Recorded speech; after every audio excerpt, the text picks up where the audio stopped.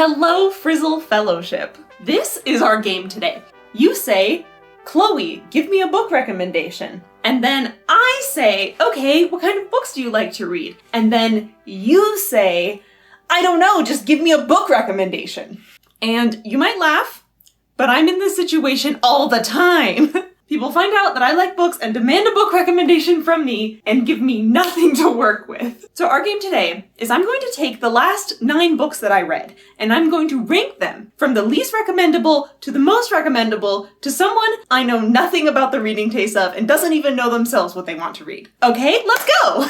So number 9, the last book on this list and the least recommendable of any of the books I've read recently is The City of Last Chances. It's an epic fantasy novel with lots of soft magic and crime and politics and intellectual revolution. And the reason that I wouldn't recommend this book to someone unless I knew a lot about them is because the structure is very weird and hard to get attached to. This is an epic fantasy novel. It is also a collection of short stories. And yes, it somehow manages to be both at once. And if you are not prepared, you will not like this book because I was not prepared at the beginning. I opened up and I read a great chapter 1. And then chapter 2 was a completely different short story. And then chapter 3 is a completely different short story, with every chapter being from a different person's viewpoint doing something different, all in this city which has unusual magic and political things going on. And eventually, all of these different plot lines and perspectives start slightly interweaving and repeating. And yes, that does just sound like a complicated multi-perspective novel,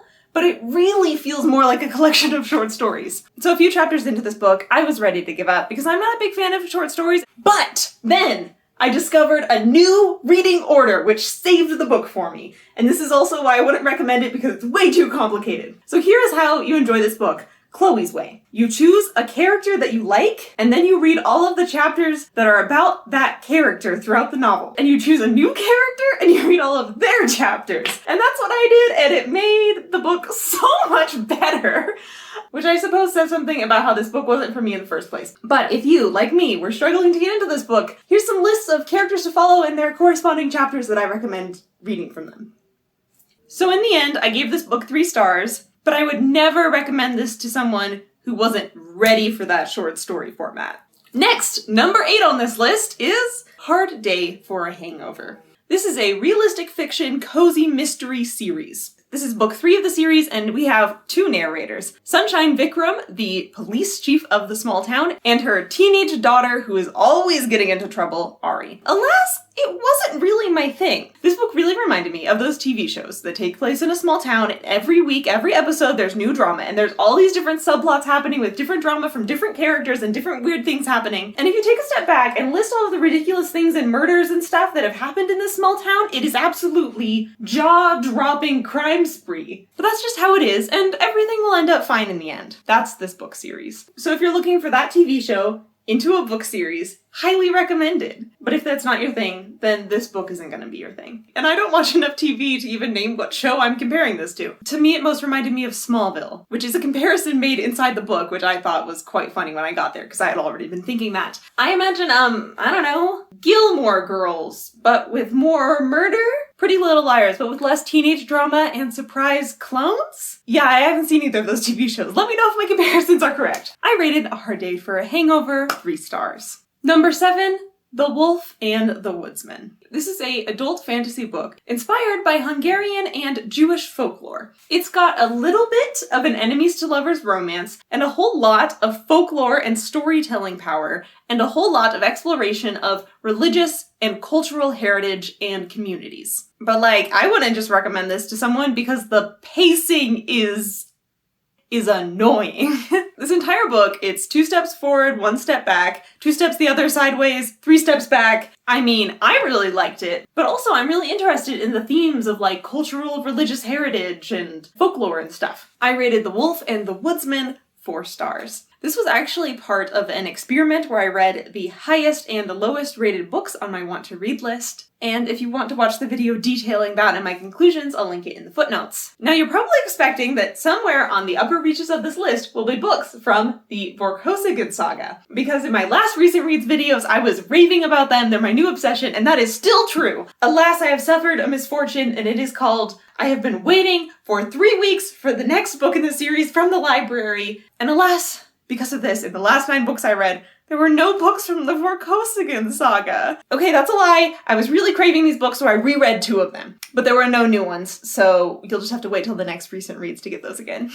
In number 6, we have The Last Raven. And this is on the lower half of the list, not because there's anything in here that I'm thinking like, most people wouldn't like this, but because it just didn't knock my socks off. Like, I think most people that read this book could like it. The pacing is fine, the characters are fine. The world building is completely understandable. This is the first book in a new urban fantasy series. In this world, there is an alternate dimension called the Rift, and some people are touched by the Rift magic and become magic themselves. And this book follows Lucas and his team of scrappy friends as they deal with all the threats and apocalypses looming because of this. I rated The Last Raven 3 stars. Then, number 5, we have the Daevabad trilogy. And I think this one is hard to recommend because there is a shift between book 1 and book 3 of this trilogy. Because book 1 is very character-driven with not a lot of plot, really. And then by book 3, I felt like there was too much plot at the sacrifice of actually having character arcs. So who's gonna be happy with the entire series? I mean, of course, the series has its fans out there. So many people are happy with it. Was I? No. But you could be one of the people that's happy with this series. This is a Middle Eastern-inspired epic fantasy. We follow 3 main characters: Nari, a human con woman from Cairo who gets swept up into the world of the Jinn,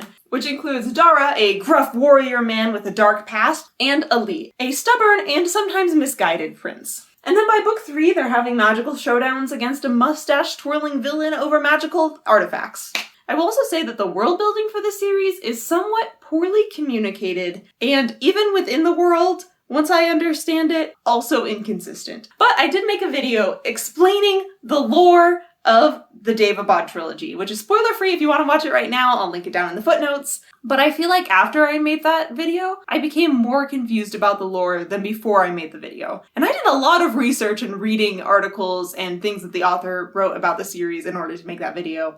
And it just revealed to me how many times these books break their own magic rules. Anyway, but they're readable, they're entertaining. There's a nice ship to ship if you would like to do that, but it's not too in your face if you don't like it. And I would say, in general, I'm excited to see what this author does next. I rated these books an average of 3.7 stars. And here we go with number 4. Wow, we got to the top of this list fast. Tethered Spirits. So I picked up this book because it's one of the finalists of Spiffbo, the self-published fantasy blog-off competition. I'm planning on reading all 10 finalists and ranking them. This is yet another epic fantasy novel, and it follows a man who has been cursed with immortality. Every time he is killed, he wakes up the next day, but has lost all of his memories, just starting over like a new man. And he's kind of sick of this life, so he's on a quest to try to unimmortalize him. And then along the way, he's picked up people accompanying him on this quest. People who are allies, and then also people who are trying to hunt him down for the secret of his immortality because they want it too. And we get all of their perspectives. And I feel like this book really nailed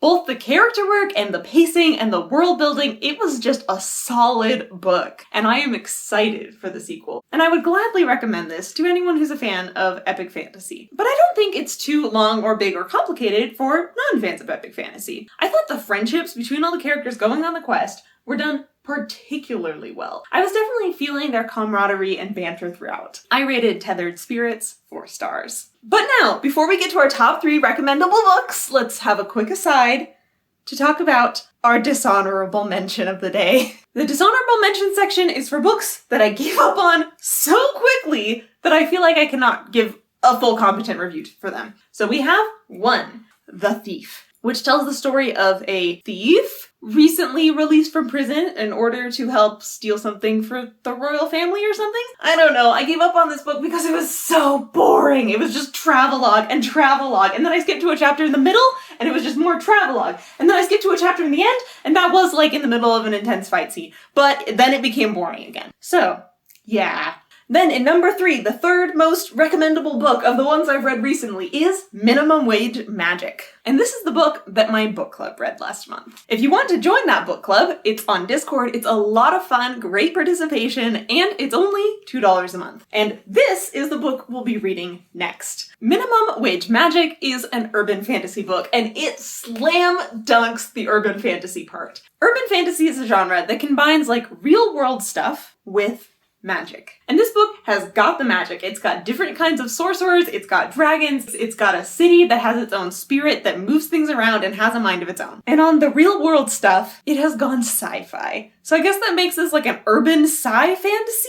Or maybe we can call it cyberpunk fantasy? Let me know if there's already a genre label for this. Because on the real world side, we have like self-driving cars and people with robot arms, and everyone has virtual reality implants. And both of these halves of the world are important to the story. You get both like the dragon politics becoming important and the cyborg surgeons politics becoming important. And throughout the whole thing, it's a fast-paced adventure of our protagonist, Opal, trying to make a quick buck in order to pay her crippling debt, while also being chased by people who want to kill her because of this magical artifact that she found, and her trying to figure out where even the artifact is because she hasn't really found it yet, but she kind of needs to because she really needs to sell it ASAP. And in between all that, there's meddling from like death gods and dragons and stuff. Oh, this is such a fun book. And everyone in the book club also loved it, so it comes recommended by not just Chloe. I rated Minimum Wage Magic 4 stars. Next, ranked number 2 is Project Hail Mary. I have figured out the perfect question to know whether or not you'll like this book. Do you love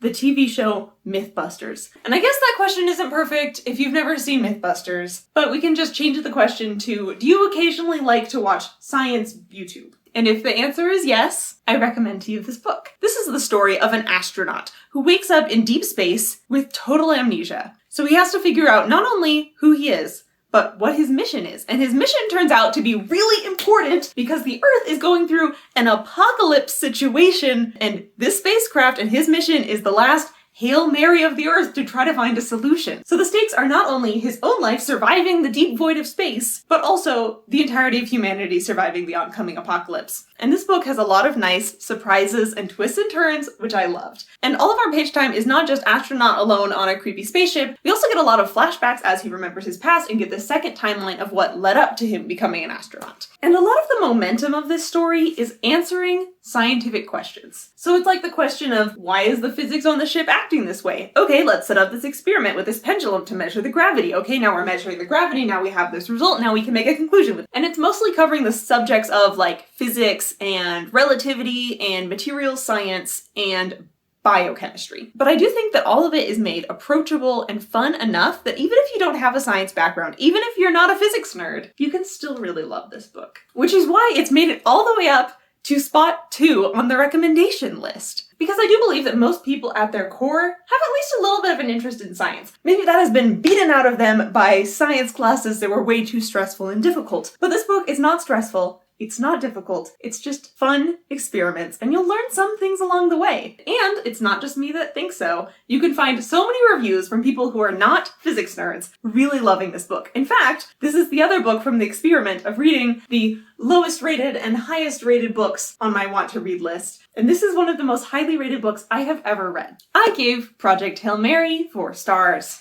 And then we have rank spot number 1. This is the book that I would be quickest to recommend to anyone looking for a book recommendation. Nevermoor, The Trials of Morrigan Crow. Have you ever thought to yourself, I just want to read something that's similar to Harry Potter? I present to you this series. But, honest opinion and potential hot take, I think that this book is better paced, has better characters, better jokes, and deeper themes than Harry Potter. So kind of superior to Harry Potter in every way so far. I haven't finished the series, so we'll see. And it hasn't gotten any movie adaptations yet, so I suppose it's lacking in that department. Nevermoor follows 11-year-old Morrigan Crow, who has, since birth, been cursed. And every unfortunate event that happens, even tangentially related to her, is blamed on her. So she has had quite a difficult childhood. But then, right when the prophecy says that she's supposed to die, a magical man shows up and offers her an alternative. And so she gets whisked away to the magical town in order to gain entry into their elite magical society, which is doubly trouble because she doesn't really have any magical talents. And the side characters are also very strong and vivid and interesting. This book is entertaining and fun from start to finish, and I would recommend it to people of all ages. I rated Nevermoor 4 stars.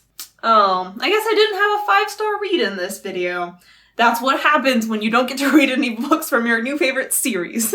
Not that I'm bitter about the library holds or anything. You know, they just could be a little faster. Just kidding. I'm very appreciative to local libraries that let me get books for free.